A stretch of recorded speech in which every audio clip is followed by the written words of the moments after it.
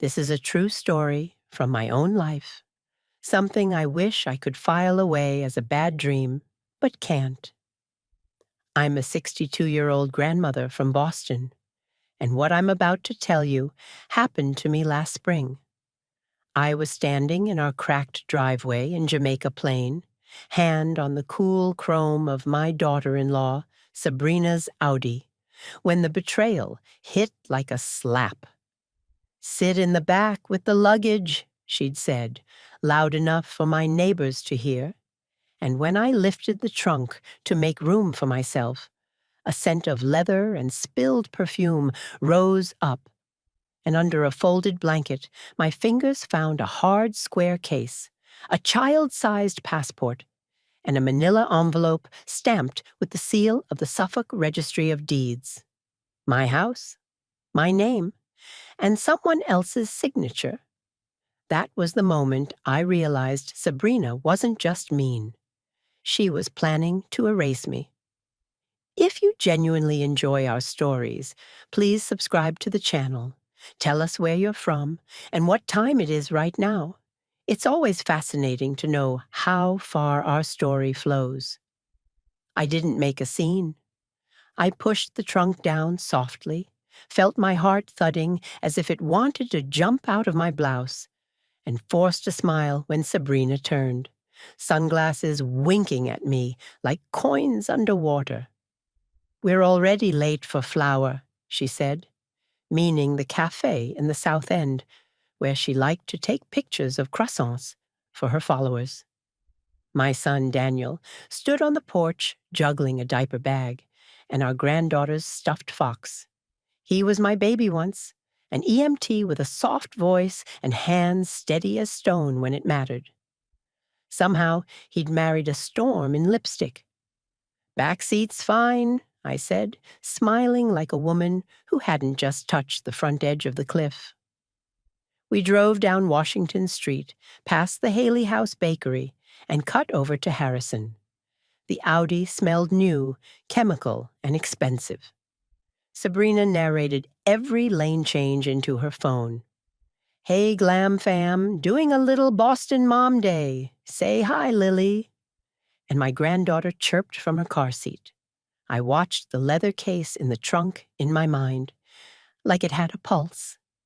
The manila envelope with my deed. And my husband's memory sat up behind my ribs like a ghost. My husband, Seamus, had died 3 years earlier, a cardiac arrest at Massachusetts General, in the same wing where I used to pull night shifts as a nurse. We'd paid off our yellow clapboard house together. We'd saved for the Cape Cottage in Chatham.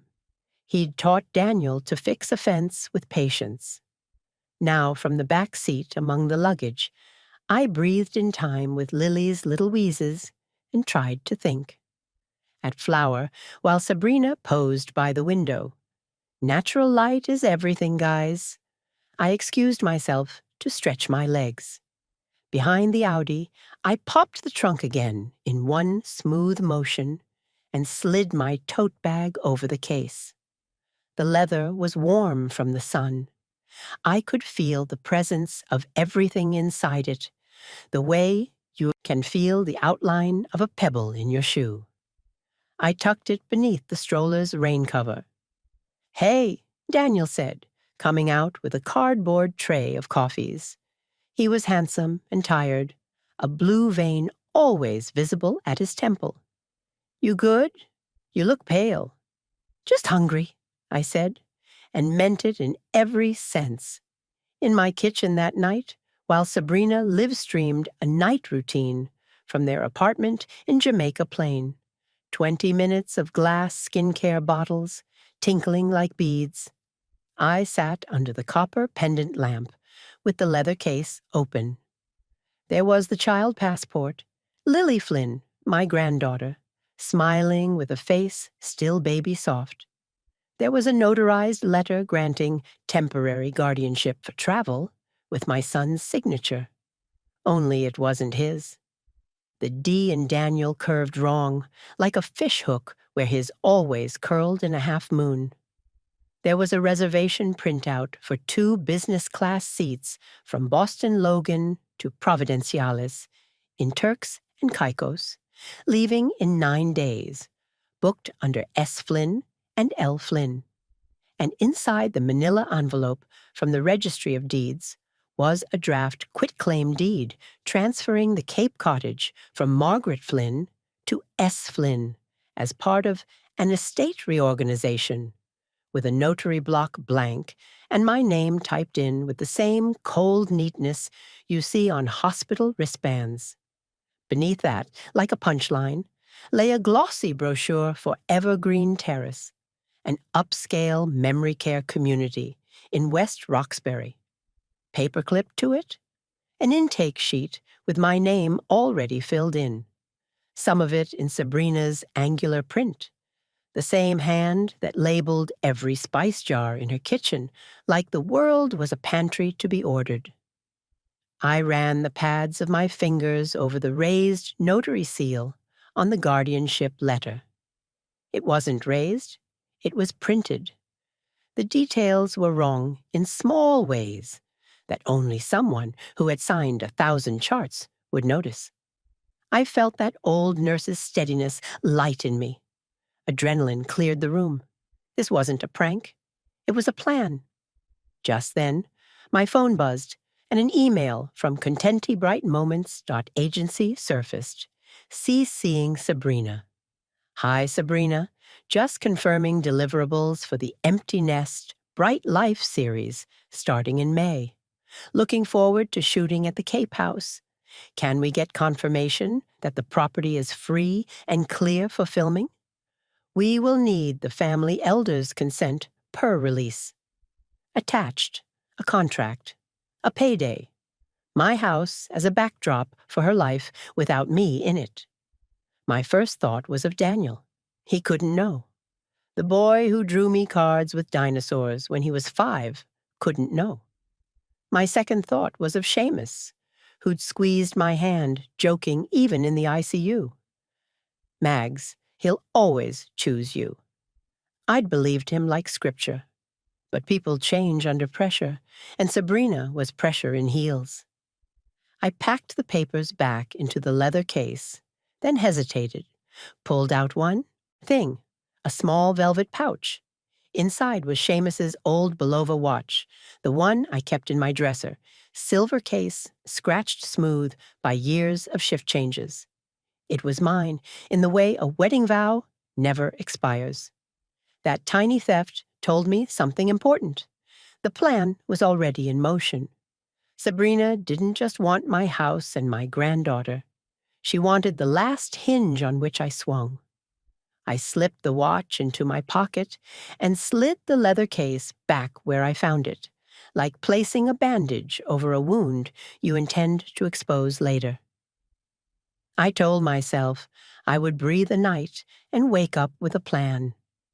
But when I turned out the kitchen light, the house settled with an old Cape House groan. And under that sound, I heard Seamus's voice, the way I sometimes did when the radiator hissed, "Steady now, Mags." I lay awake, listening to the buses sigh down South Street, thoughts ticking like a heartbeat. 9 days, forged signatures, Turks and Caicos, quitclaim deed, Evergreen Terrace. When my eyes finally closed, I dreamed I was in the back of the Audi again. Only this time, the trunk latch clicked shut, and the world went dark. I woke knowing I had to move, before Sabrina realized I'd seen. The question was how, because in my family, Sabrina didn't just have control of Daniel. She had the narrative. And then, before I'd finished my first cup of coffee, she handed me the perfect opportunity with a smile as shiny and careless as a blade. "What are you doing on Wednesday morning?" she asked, breezing in with Lily on her hip, like the world belonged to her. "I booked a mobile notary to swing by your place to finalize some travel stuff for our trip to Miami. Super fast. Don't worry about it." The way she said notary set my teeth on edge, and I understood. She wanted my real signature on something that would be turned into something else. I stirred my coffee once, twice, and smiled back. "Wednesday's perfect," I said, and decided I would not be the only one surprised when the notary rang the bell. Because I was going to have a witness waiting, and I was going to learn exactly how far Sabrina was willing to go when she thought I had surrendered. I dialed an old friend who'd seen more than her share of family scams, and smiled grimly as the phone began to ring. The moment it was answered, I realized I might not be ready for how much help she was willing to be, and how risky this would get before it got safe. When I say old friend, I don't mean someone from my book club who reads Ann Patchett and tells you which zip code has the best garden centers. I mean Edie Calder, who lives 3 houses down and retired from the Boston Police Department as a detective with a limp and a laugh you can hear over lawnmowers. Edie is the person you call when the world tilts.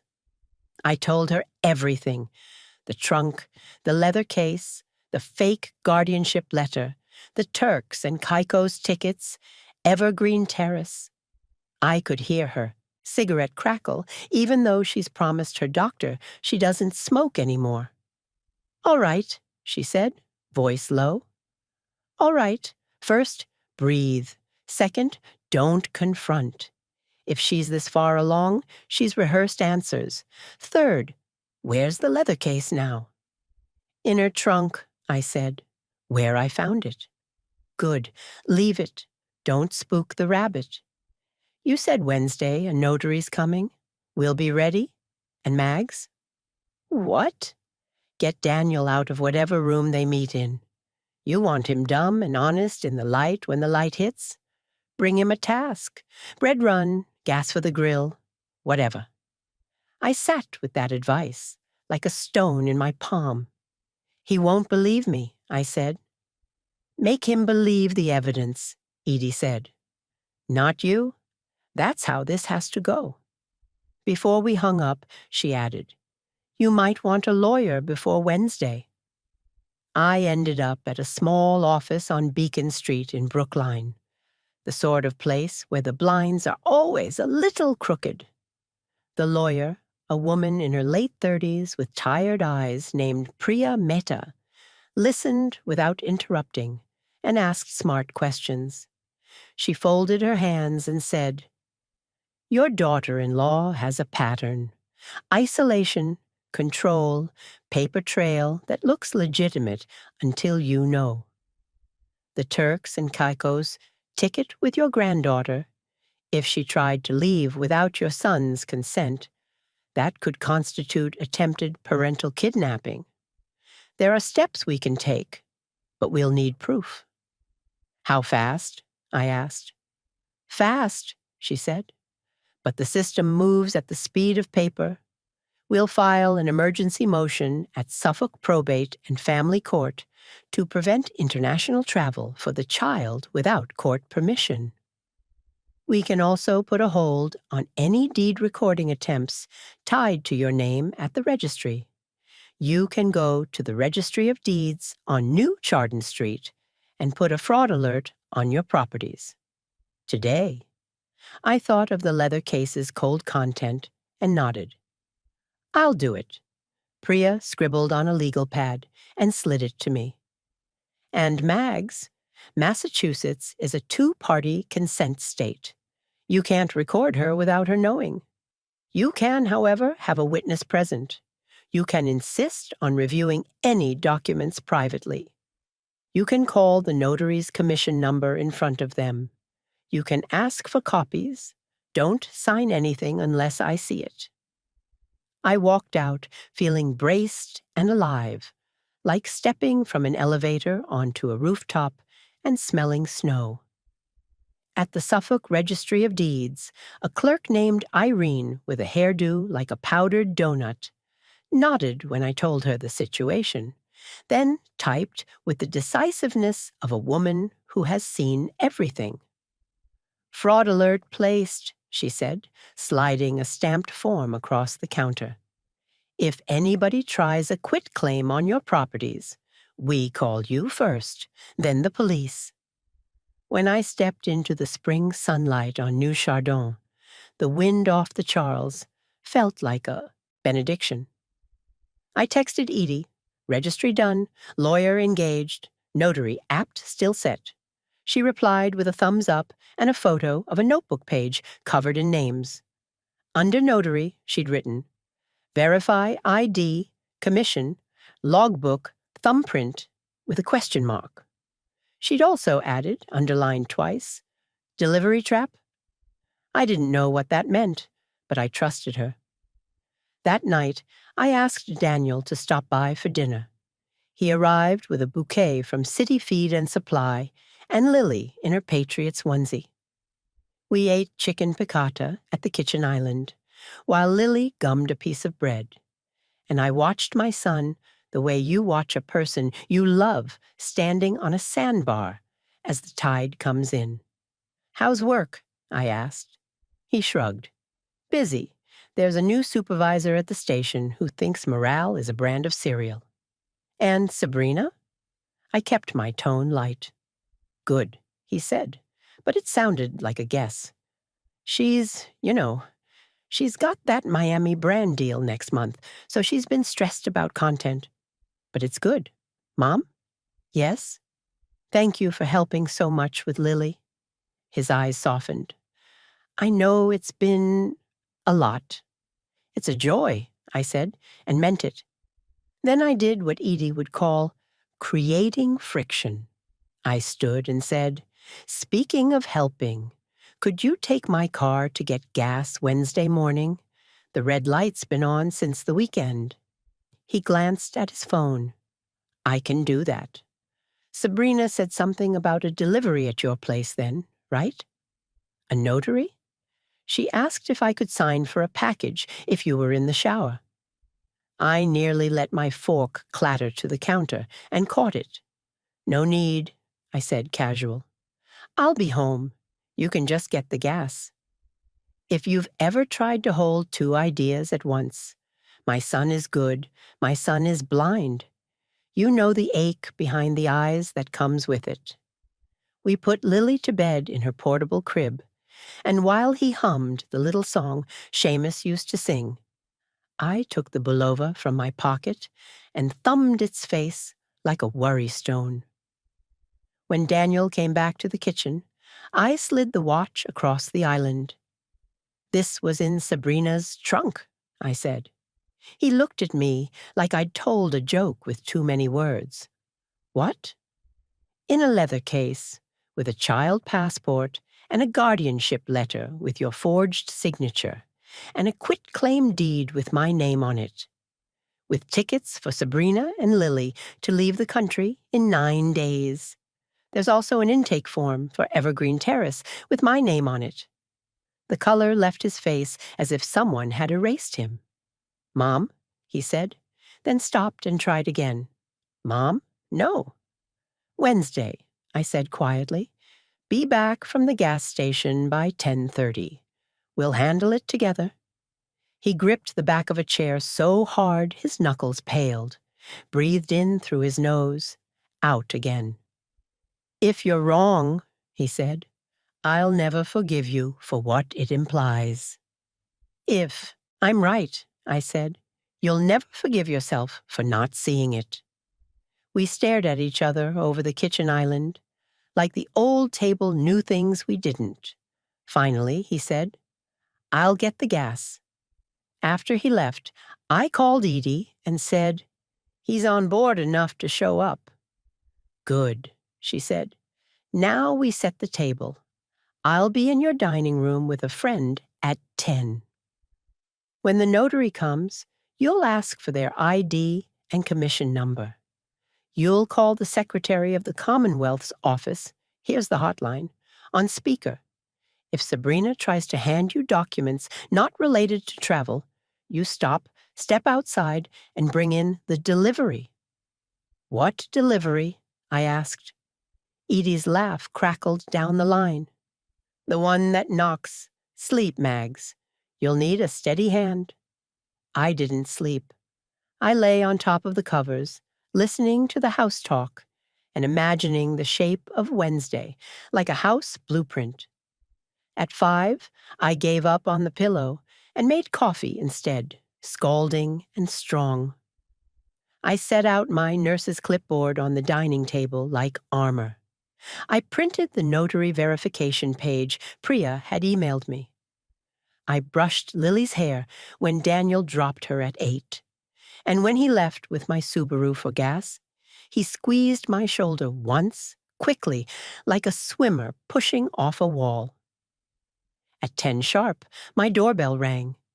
It was a sound I knew as well as a heartbeat. I opened the door, and the woman on my porch was younger than I expected. Dark hair in a bun, a leather portfolio clutched like a shield. "I'm Alina," she said. "Mobile notary." "Come in," I said, stepping aside. And then Sabrina's voice floated from the sidewalk like a perfume. "We're over here." She rounded the stoop with a tote bag and a smile, breathless, already apologizing for my time, like an actress who has learned the magic trick of disarming you by assuming your consent. "Mags, you're a treasure. This will be so easy." I brought them to the dining room, where the light was good and the table solid. Edie's friend, a woman in a slate-gray suit with a badge tucked away but ready, sat in the living room with a magazine, looking exactly like what she was not: bored. "Before we begin," I said, offering the notary a chair, "I want to verify your commission, Alina." I slid her ID across the table to myself, read the number, and dialed the hotline on my speaker. On the third ring, a clerk answered. The notary's eyes widened with a spark of respect. Sabrina's widened with something else, a flicker of calculation. "Commission 20 maintain 247? "Yes," the clerk said. "Active and in good standing." "Thank you," I said, and handed Alina's ID back to her carefully, like passing a scalpel. "You don't accuse the knife, you question the surgeon." Sabrina pulled a packet from her tote and fanned it like a deck of cards. "We have 3 documents," she said, speaking fast the way liars do when they haven't practiced their pauses. "1, a travel consent letter so I can take Lily to Miami when Daniel's on shift. 2, a power of attorney, because, like, in case of emergency while traveling, right? And 3, this is the boring one, just a quick little estate form to streamline some stuff for the Cape House. The brand wants to shoot there in June, and the production company needs a primary contact who isn't dealing with a million things. We thought you'd be relieved." "Let me see," I said, and laid the papers on the table like a patient chart. The first was legitimate enough, blank and unthreatening, requiring Daniel's actual presence at a notary appointment, which he wasn't, conveniently for Sabrina. The second, the emergency power of attorney, was tucked inside a bland cover sheet, and if signed and notarized, would hand over decisions to Sabrina in case of travel. The third, thin and deadly, was a quiet deed massage, temporary designation of contact that looked like nothing and in the wrong hands could become something very much. There was a signature line for me at the bottom of all 3. "Where's Daniel?" I asked, looking up. "Running an errand," Sabrina said too quickly, then held up her phone and smiled. "But he texted me. He said we should sign for him if it's easier, since it's just travel." The notary looked at her sharply. "I can't notarize a signature unless the signer is present." "Of course, totally," Sabrina said, backpedaling with a glittering laugh. "We'll just do mine and Margaret's parts, divide and conquer." "Actually," I said, and stood. "I'd like to review these in private. I'll be right back." Don't be dramatic, Mags, she said lightly, but the corners of her mouth were tight. I carried the papers to the living room, and as if on cue, there was a knock on my front door, brisk and bright. Sabrina's head snapped up. "Who's that?" she asked. I smiled. "The delivery." When I opened the door, a process server stood on my porch with a manila envelope as thick as a slice of bread. "Margaret Flynn?" he asked. I nodded. He handed me the envelope. "Emergency motion granted.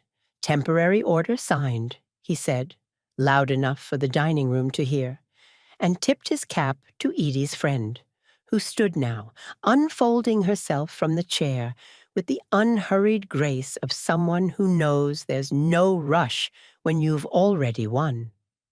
I carried the envelope to the dining room and laid the top page on the table very gently. Sabrina read the title and lost her smile. "Motion to restrain removal of minor.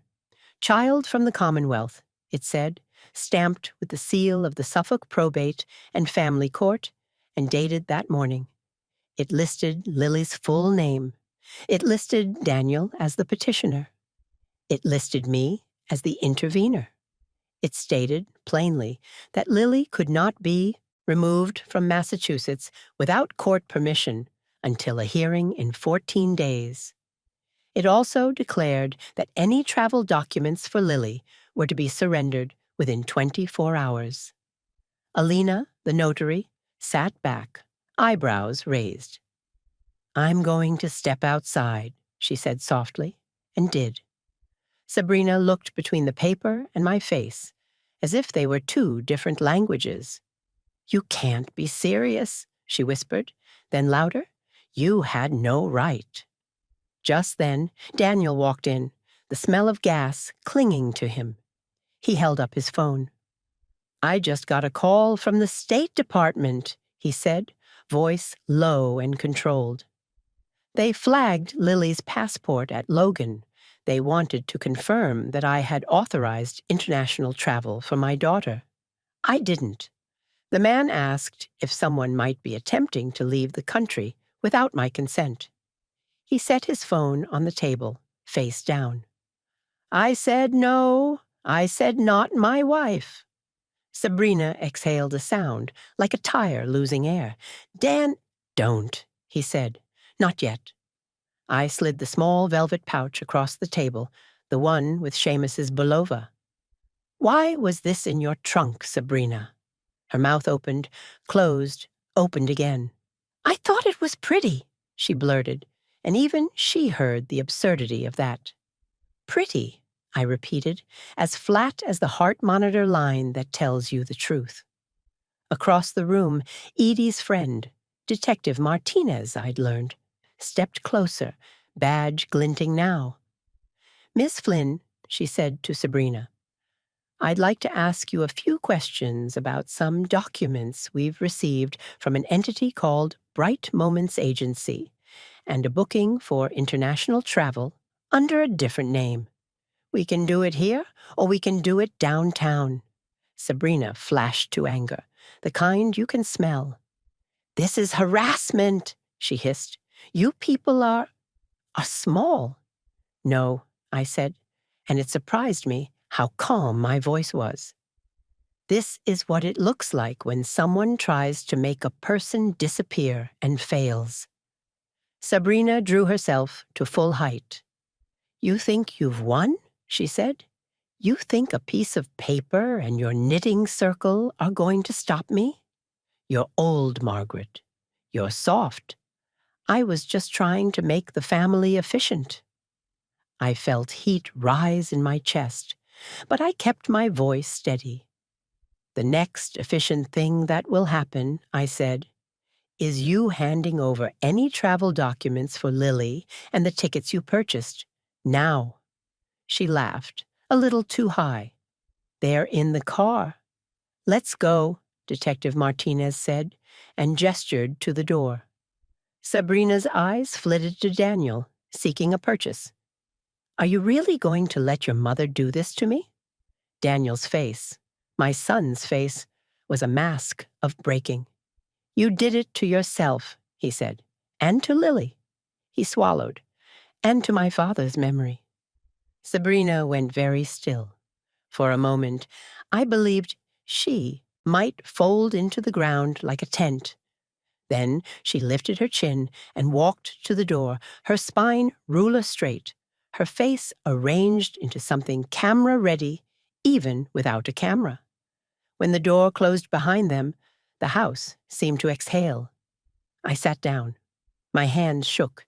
Edie's palm landed on my shoulder like a stamp. "Steady now," she said, and I almost laughed at the echo. I looked at Daniel, and for a second we were both 7, both 27, both whatever age you are when you realize your life is a raft and you've survived the first wave. He whispered, "I'm sorry." And all the apologies he'd never made poured into that one, like rain into a drain. "We're not done," I said softly, because the leather case still waited, because Instagram can be scrubbed and contracts can be rewritten, and villains don't unlearn their appetites. "We're just out of the trunk."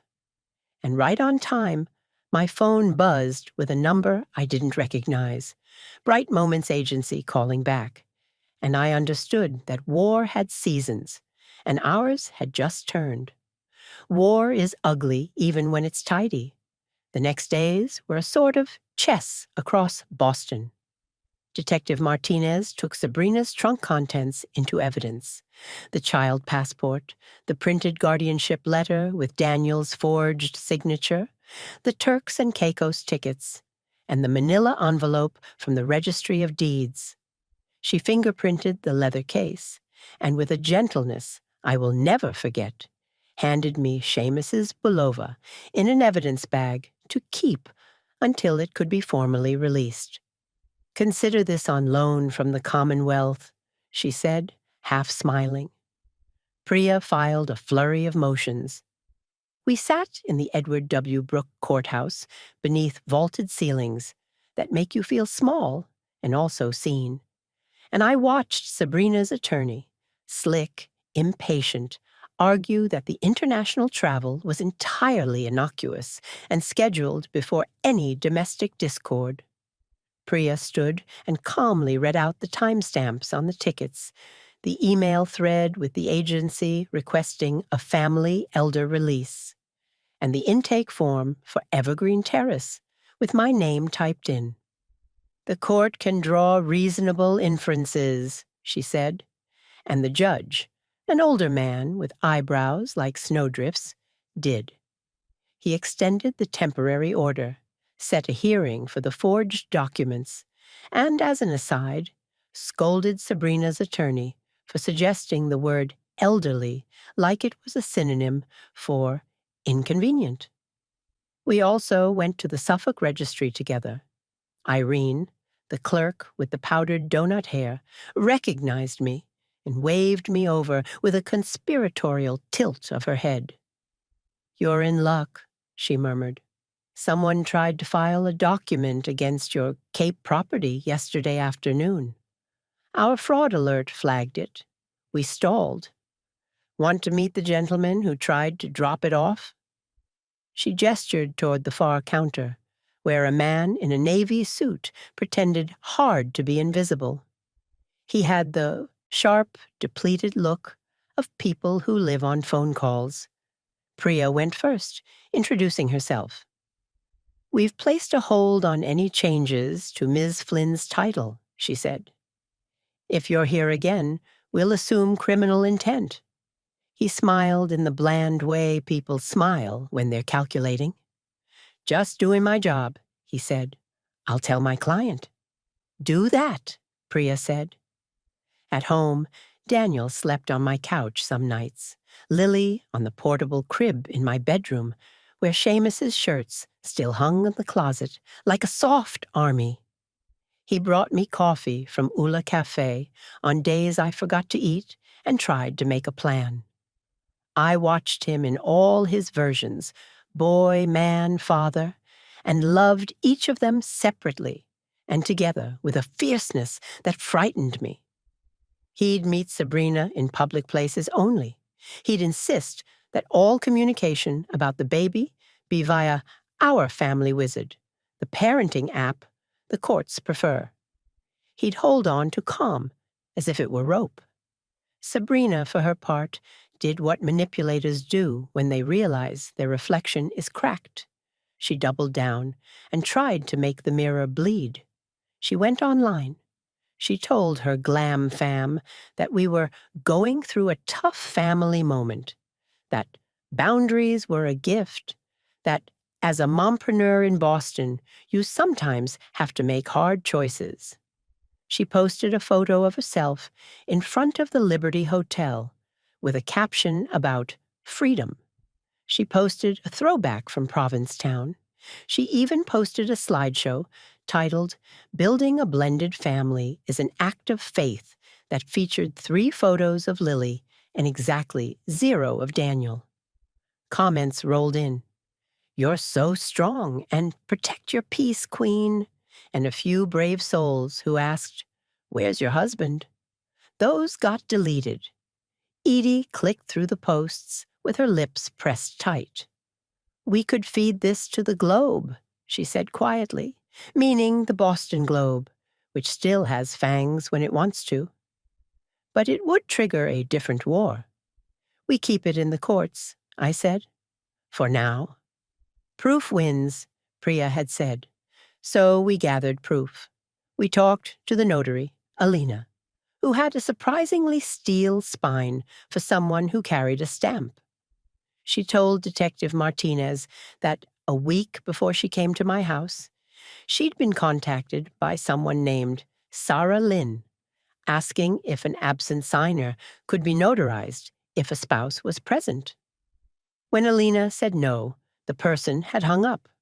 Phone records tied that number to a prepaid cell purchased at the CVS on Center Street.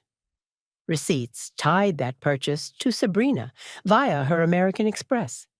It was like tugging thread and watching a sweater become a heap. Meanwhile, Bright Moments Agency, the marketing firm, called again and again. They wanted to clarify the property question and ensure the shoot would be unaffected.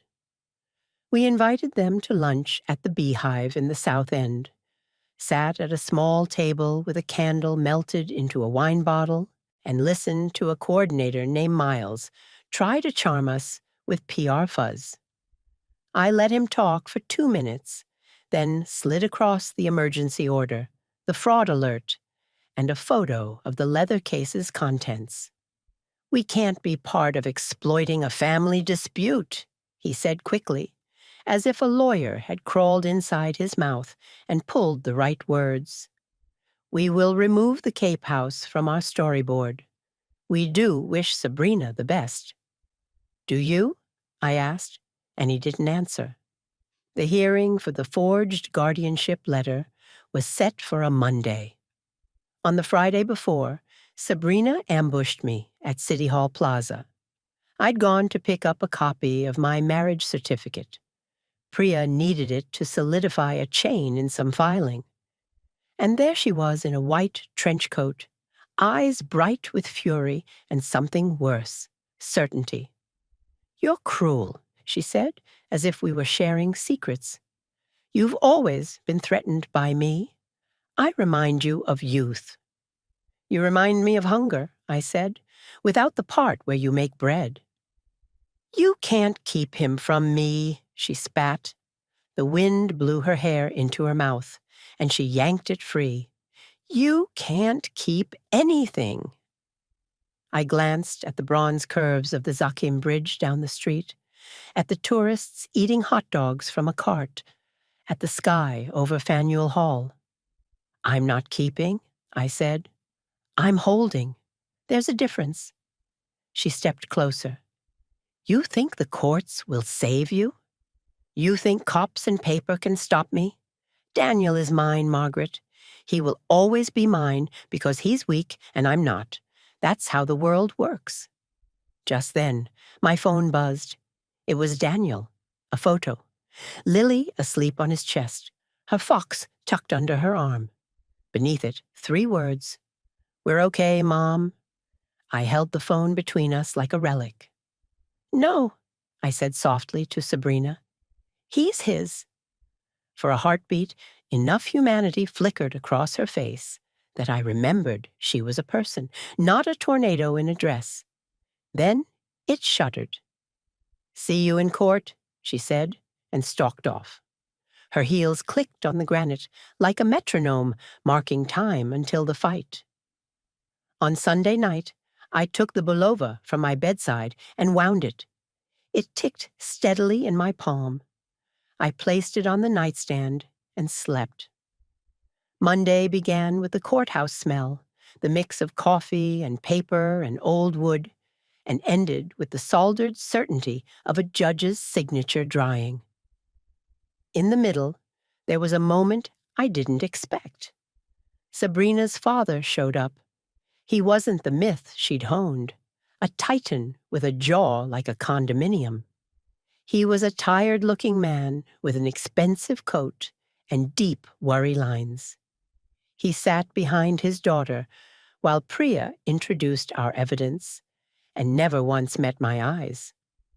When the judge asked Sabrina if she had, in fact, purchased tickets and prepared travel for the minor child, her attorney leaned in and whispered to her. And when she spoke, her voice tried to be flat and wasn't. "I prepared options," she said, "because my husband is unreliable and my mother-in-law is intrusive." The judge peered over his glasses. "And the forged signature?" She looked at Daniel then, hunting for purchase, found none, and said, "I thought it would be okay to sign for him. He's always late." The judge's eyebrows tried to fly off his head. "You forged your husband's signature on a legal document and expected this court to interpret it as a reasonable time management strategy?" His voice could have cracked a foundation. "Ms. Flynn, you will surrender all travel documents for the child within 12 hours. You will have no international travel with the child pending further order. You will have no control over the elder's property or signatures. If you attempt to file any deed or document affecting the elder's property, you will be held in contempt." Sabrina sat smaller. Her father reached out and touched her shoulder for 1 second, and I saw, in that human moment, 100 mistakes I would never know. Outside, the sky had changed.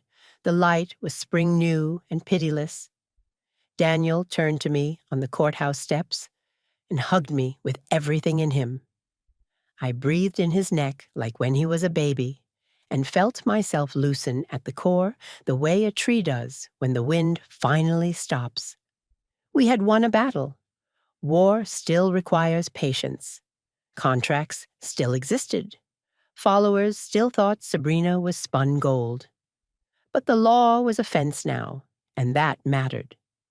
I went home, made tea, and sat in my kitchen with Edie and Priya and Daniel and Lily and Detective Martinez, who had just happened to be in the neighborhood, and we made a list on my clipboard. At the top, I wrote in block letters, "Take back the story." We began with the simplest act of war. We told the truth. I told it to my neighbors in words as calm and clear as tap water.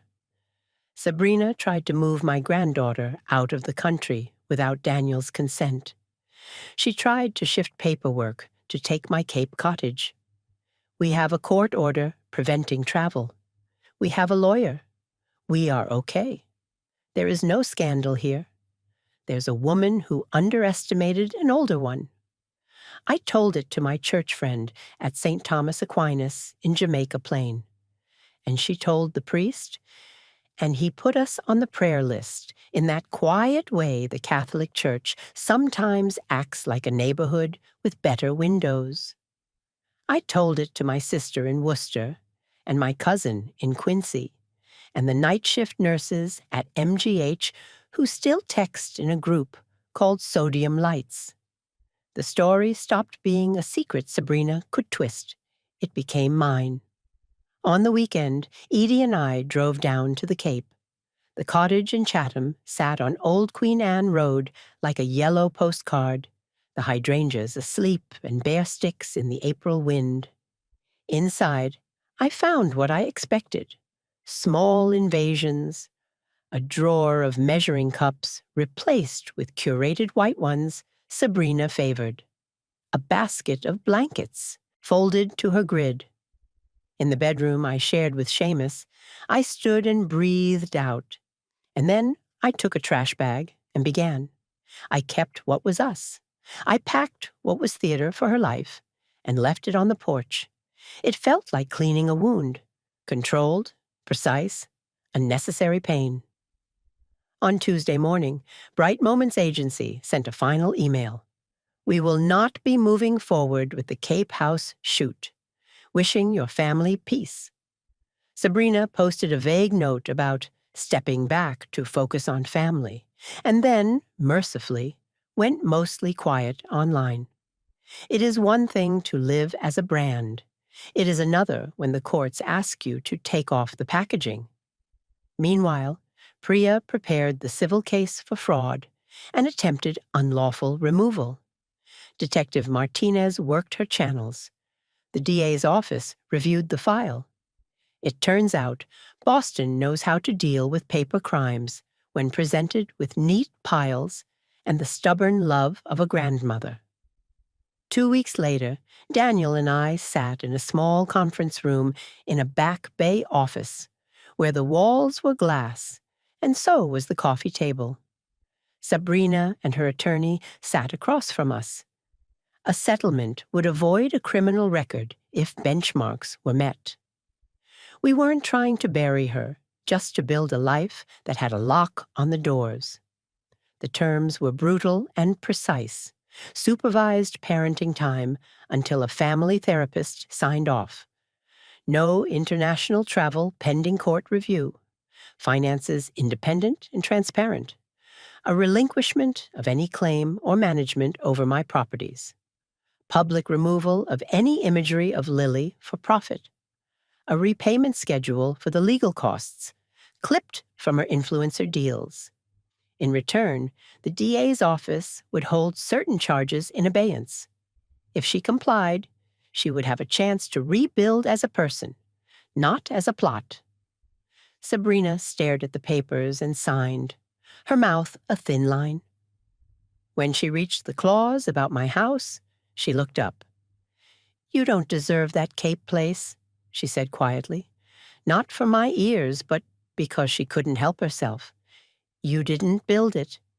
You were carried there by a man and a bank." I thought of Seamus's hands chapped from fixing, and the years I spent on nights walking the halls of MGH coaxing bones back to life. "We built it," I said, "and even if I hadn't, it would still be mine, because love counts as labor." She didn't have a category for that in her head.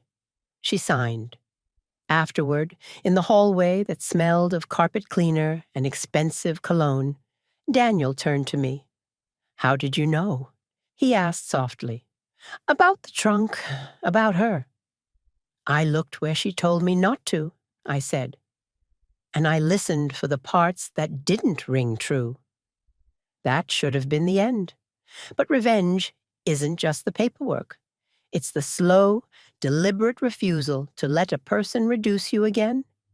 It's the decision to rewrite a narrative. So I did something else. I started a little blog. Not for followers. For us. I called it Backseat Stories and wrote about being a grandmother in Boston who likes hydrants and hospital hallways and the weird beauty of the Citgo sign. I wrote about a watch that ticked through a storm. I wrote about favors, how they feel in the hand, the ones you give and the ones you accept. I didn't mention Sabrina. I didn't need to. The point wasn't her. It was me, owning my sentences again. One afternoon in May, I took Lily to the Boston Public Garden. We watched the swan boats slip under the bridge like invented swans, and the tulips stood so fiercely red I had to sit. A couple took photos on the grass, where my knees would have complained. The city hummed like a hive. Lily fed the ducks illegal bread, and I didn't stop her. When she fell asleep in her stroller, I sat on a bench and wound the Belova and felt the second hand bite forward. My phone buzzed, a number I didn't know again. When I answered, it was a reporter from a small local outlet wanting to talk about elder fraud alerts. "We heard you stopped a deed transfer by acting fast," she said. "Would you be willing to share your experience? We think other seniors could learn." I thought of the leather case, how heavy it had felt, how simple the first decision had been, to lift or not lift. "Yes," I said, "I'd be honored. If revenge is a dish, sometimes it is served by helping other people eat." The piece ran on a Thursday with a photo of me in front of the Registry of Deeds, hair worse than I thought, and smile better. The comments were older women saying, "Thank you." My neighbor Irene from the registry called to say we'd already saved someone across the city. It felt like discovering your pain had been turned into a bridge by accident, and then learning you could decide to keep it open. That weekend, Sabrina texted Daniel a photo of Lily from one of their supervised visits. There were no filters. She had no makeup. She said, she took 3 steps. Under it, she wrote, "I'm trying." For the first time since the trunk, I believed she might mean it. We went to bed that night with the windows open. The city air smelled like rain and fried food from Center Street. I slept and dreamed of the trunk again. But this time when I opened it, all I found was my husband's watch and a postcard of the Cape, drawn by a child's hand. It said, in messy letters, "We are here." In the morning, my doorbell rang. I opened it to find a parcel on the stoop. No return address, brown paper, tied with string. My stomach clenched. Edie, who was sipping a coffee on my steps like a neighborhood cat, shrugged. "Open it," she said. Inside, wrapped in tissue, was a small glass fox. There was a note. "For Lily," it read. "From a person trying to be better." No signature. I stood there on my stoop, the glass shining in the weird mid-morning Boston sun, and understood that sometimes the revenge you get is the map someone else has to follow out of themselves. I put the fox on the kitchen windowsill, where it caught the light and made the room look like a new corner of an old church. Then I made breakfast, because life, like war, goes on, and you must eat in both.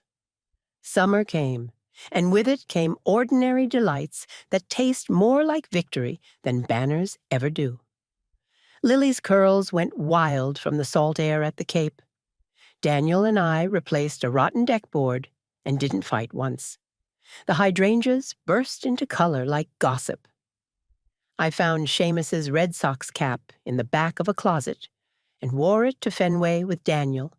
And when the crowd sang "Sweet Caroline," we shouted, "So good, so good, so good," with our whole throats. The legal matters shifted into maintenance mode. Court dates, check-ins, compliance reports. Sabrina kept her side of the settlement like someone clinging to the edge of a pool. The DA didn't file the big charges. She got a job, an actual job, not a brand, in a boutique on Newbury Street, where the manager told me, eyebrows up, "She's efficient, your daughter-in-law." I didn't correct her. "She's trying," I said, and left it there. If you're waiting for the moment where Sabrina weeps and apologizes at my kitchen island, you don't know many people. Human beings change because they are made to, or because they hurt too much to stay the same, or because they want to. Sometimes that looks like contrition. Sometimes it looks like white-knuckling. Often it looks like silence. In my case, the apology wasn't a speech. It was a series of small actions. No more documents appearing in trunks. No more plane tickets. No more hands reaching for the keys of my house. We made a new ritual, too. On Sundays, Daniel brought Lily to my place for dinner. We cooked together, him chopping, me stirring, Lily banging a wooden spoon on a pot like a parade. We took a walk after we ate, turning left at the pond and letting Lily chase the geese with a serious step. Sometimes, near sunset, Sabrina would meet us at the corner for her allotted time. She'd stand a little back, letting Lily come to her, and I would rock on my heels and talk to a neighbor about tomato plants, because life is not a courtroom. It's a sidewalk. After a while, we got good at the choreography. When Sabrina made a joke with no bite, I laughed. When she offered to carry the diaper bag without asking to come inside, I let her. When Lily fell and needed 2 hands to stand up, we both reached, me first, Sabrina second, and none of us made it a referendum on the past. In late August, a letter arrived from the Probate and Family Court. It was the formal order granting Daniel primary custody and laying out visitation schedules, communication rules, and the necessary magic words that keep unstable weather from turning into hurricanes. I held the paper in my hands and felt something like a stone loosen in me that I hadn't admitted was there. I put the order in a folder with important written on it and slid it into the top drawer of my desk under a stack of postcards from Provincetown. Sometimes protection looks like paperwork. Sometimes it is paperwork. I learned to respect that. On the first cool day of September, I took Lily to the public garden again. The swan boats were almost done for the season, and the light had shifted to that particular fall gold that makes even puddles look like paintings. Lily, now walking with conviction, toddled toward the water and pointed. "Duck," she said firmly. I laughed. "Yes, love," I said. "Duck." A woman sat on the bench next to me, gray hair in a braid, Red Sox hoodie. She nodded toward Lily. "Granddaughter?" "Yes," I said, warmth flowing out of me like tea. "The sun of my sky." She smiled. "You look like someone who has been to war and come home." "I have," I said, and didn't explain. She didn't ask for the details. You can tell the truth without proof to someone who has been there. On the way home, we walked down Charles Street, stopped at Tate for a chocolate rougelach, and I watched Lily's face smudge into joy. When we got to my house, the light in the kitchen hit the glass fox just so, and tiny rainbows scattered across the wall. Lily clapped. "Stars," she said. I looked at the fox and thought about the person who had sent it, and the person she might be becoming, and the person she had been. And I felt the odd grace of not needing to decide. That night, after I tucked Lily in and Daniel called to say he'd be late, I stood alone in my kitchen, the bulova warm from my wrist. I wound it without looking, muscle memory as old as my marriage. I thought about the trunk again, the obscene command to sit with the luggage, the leather case, the cold contents, and I felt not rage, but something humbler and stronger. Relief that I had looked and moved and been believed by the only people who mattered. The doorbell rang. It was Sabrina. She stood on the porch in a sweater and jeans, hair in a ponytail, hands in her pockets. She looked like any Boston woman in September. Faintly wistful for a summer we'll never stop missing. "I know it's not my time," she said, eyes on the porch light, like it could save her from herself.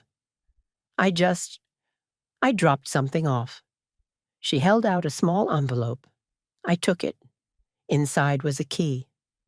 "To the Cape," she said. If Lily ever goes down there with me, I didn't want it to be weird. I want you to feel. I want it to be clear that it's yours. I won't go without permission. But if I do go, I thought—" She trailed off, helpless for once, then forced herself to finish.